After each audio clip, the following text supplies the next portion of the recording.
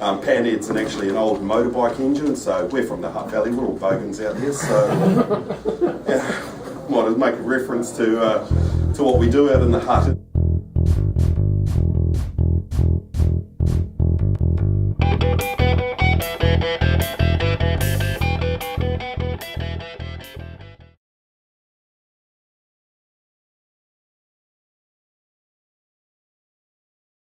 Most of you will actually know what yeast is.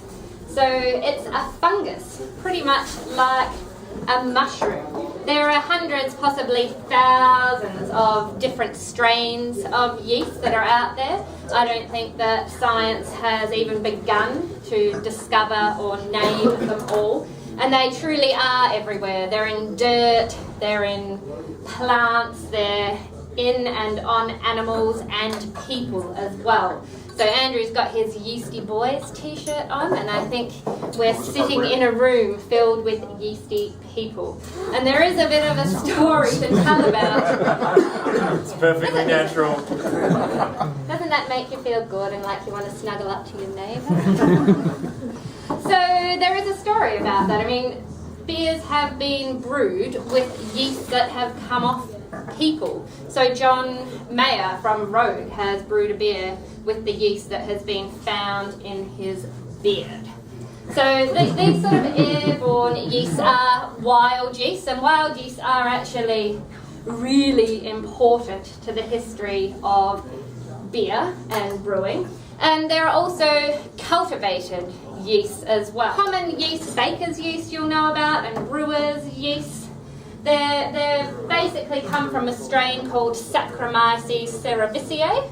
Sacro meaning sugar, myces being a fungus, and the cerevisiae comes from a Roman god of agriculture. So it gives you a sense of how long yeasts have been about. They've got a long history, and they've got sort of their names that are reflecting that as well. And their history in brewing is sort of fascinating. Yeah, so we've been brewing basically as long as we've been civilized. There is a strong argument that it was more brewing than anything else that kind of caused us to start living in one place rather than wandering around. Reliable stores of barley and other grains.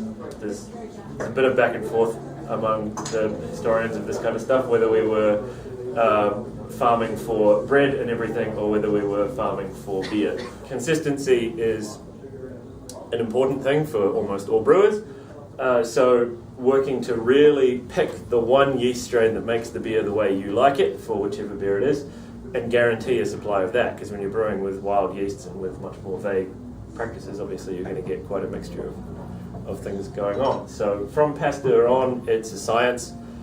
It's still a bit of a dark art. If you make a new yeast strain, really your only hope for learning about what it's like is to brew with it and then find out and then see if you like it. So, it's not rocket science. It's more like culinary science, where there's a certain amount of experimentation, a whole lot of paying attention, a whole lot of failed experiments, and a whole lot of happy accidents. The Heller's base is what Mike has used to make all the beers. So make sure that you keep some of that beer right throughout the tasting if you want to use it as a reference point. And speaking of Mike, it's really awesome to have him here today. Many of you will probably know Mike Nielsen of Panhead Customs Ales, brewing in the Hutt as of next week. Fingers crossed. There's a lot of similarities what we do in the brew house to what we do in the custom car world.